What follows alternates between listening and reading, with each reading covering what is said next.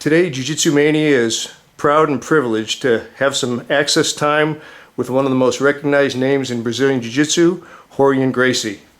He's the son of legendary Rorion Gracie and a founder of the UFC. Rorion, thank you so much for your time today. We really appreciate it. My pleasure. It's good to be here. So Rorion, if you could, please tell us about your first memories of Brazilian Jiu-Jitsu. My father was doing a demonstration at an auditorium somewhere. I was about 2 years old, and I remember that my mother said, "Go see Daddy," and she pushed me down the aisle. And I was young enough and short enough that I remember seeing the backs of the chairs above my head. And I walked up to the stage, and the old man played with me for a little bit, and that's the farthest thing I can think of in terms of jiu-jitsu. And how old were you then? Maybe 2, almost 3, something like that. Great. So when did you come to America, and how did the Gracie Academy get built here in Southern California? I first came to the United States in 1969 to spend a 3-month vacation. But just so happened that my ticket to return to Brazil was stolen. And I did not want to worry my father in Brazil, so I called the old man after talking to the airline company, who told me that it would take 6 months before they could give me another ticket. I called my dad in Brazil and said, "Dad, I love America so much, I'm going to be here for at least another 6 months." But I had no money to eat. So I find myself struggling a little bit, finding a job and flipping hamburgers and so forth, and actually panhandling for a few days. But it turned out to be a very interesting experience in 1970. And then after a year of America, I went back to Brazil, and all I could think about is, finding money to come back to the United States again, which I did in 1972 for a couple of months, visit some friends. And then after graduating in law school in 1978, I decided to come to America for good, this time with the objective of establishing Jiu-Jitsu in the United States. It was 1978 when I came here with that purpose. So your misfortune of a lost ticket is our gain. There's no such a thing as misfortune. We might not understand it, but it's always like this. All bad things happen for a good reason. So with that in mind, it turned out to be an amazing trip.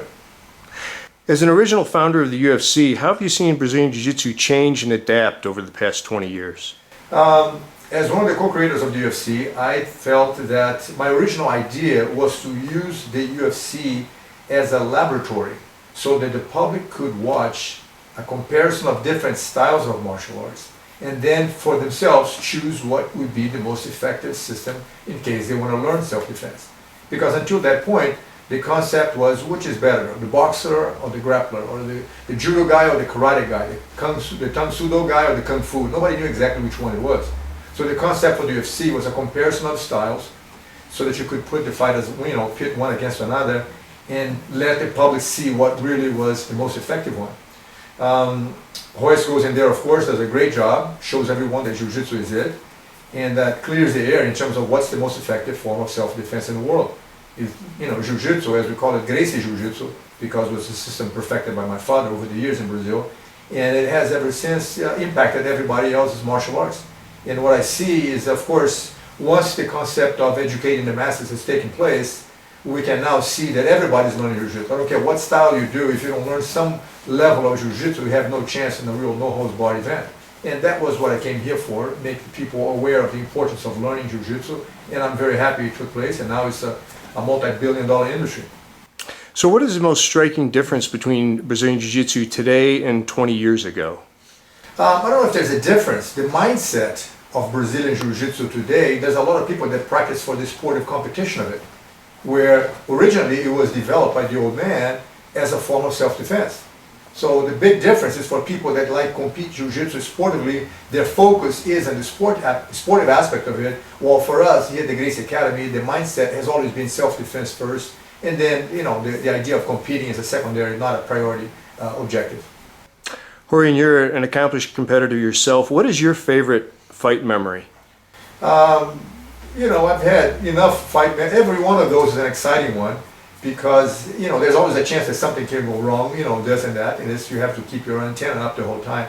But I think the most exciting fight that I have ever seen, it might be the only chance I had to watch my father fight when I was, a teenager, and the old man was already 55 years old, against a capoeira guy back in Brazil on a television, station. There was a challenge match, and the guy said some offensive words. Of course, the old man would not back down, and they set up a fight. And I was 15 years old, like I said. It was the only time I saw the old man fight, and it was very clean, very technical, and amazingly effective. So I'm glad I had a chance to see that. And personally, what is your favorite submission when you're on the mat? I've learned that the choke is the most reliable move because there's no tough guy for a choke. If you put the hands correctly on the guy's neck, he'll sleep and he can't resist. Not like an arm lock or a foot lock that some people might have the broken arm and for whatever reason decide not to tap out. With a choke, there's no such a thing. So I like the idea of relying on the choke more than anything else. Rorion, if you could tell us about the development of the Gracie University and what your vision and future plans are for the Academy as well as your online educational program. Gracie University was a concept that my sons primarily led the way on that, and of course I'm backing them up 100% because I think it's brilliant. I've always had the dream of carrying on my father's vision of sharing Jiu-Jitsu with the rest of the world. And you can only teach so many people from one location. So the idea of developing an internet-based system, which is of course GracieUniversity.com, that would allow people from anywhere in the world to have access to the teaching methodology that we have here at the Gracie Academy, sound very appealing to us. And more importantly, we've had overwhelming positive results with that. People in New Zealand can access the program. They watch the first few classes for free, they register for free, and if they like, they download the whole program. Then they go to the course for 6 to 8 months, whatever the basic program is. Then they film themselves, following the guidelines of our testing program. And then they upload the video to the internet. We have a team of instructors that will examine that person through the internet and make comments on a time code basis. In other words, at 3 minutes and 48 seconds, you should have held the hand this way instead of that way. Making comments in a very precise and accurate way, feeding it back to the person in New Zealand, and so he knows exactly what was right and what was wrong. And that program has been absolutely the major success for us. We have over 46,000 students from people at 189 countries. We are getting this close to reaching the United Nations organization, which has people in 193 countries. I can't wait.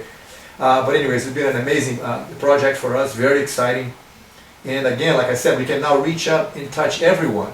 And the beauty of it is that they are not learning from a student of a student of a student, but instead they're learning from exactly the 100% in a linear format at the Gracie Academy, better than if they were here for a class. Because if they were here for classes, they're probably going to learn, with a group of people. And they would fit in, and some people might excel or understand the technique a little better than others. But this way, because the linear format and the classes are designed to be taught one by one, the student does the same exact technique as if he would if he had come to the Gracie Academy to learn private lessons. So it's one after the other. We always review the previous classes and keep building up on the previous ones in order to build a reflex and ultimately give you the most effectiveness as we can. So it's been a very successful program.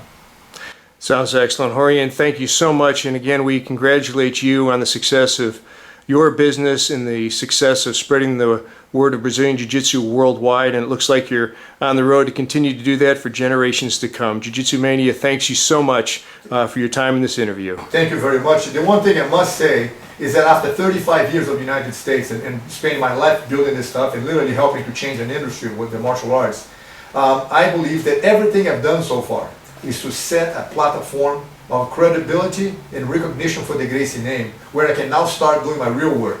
And that real work is teach people how to eat correctly. For that, we developed the GracieDiet.com website, which I highly recommend all of you to check out. And of course, we have a book also, Gracie Diet, which is based on 65 years of study from by my uncle Carlos Gracie, who was my father's older brother. In fact, the first member of the Gracie family to learn Jiu-Jitsu. And Uncle Carlos developed this amazing system of combining foods. You can basically eat anything you want. It's just the way you combine food. So if you are serious about improving your skills on the mat, I strongly recommend that you look at GracieDiet.com and take seriously the advice we have over there. Great. We'll do that, Rorion. Thank you so much. My pleasure. Thank you. Bye-bye.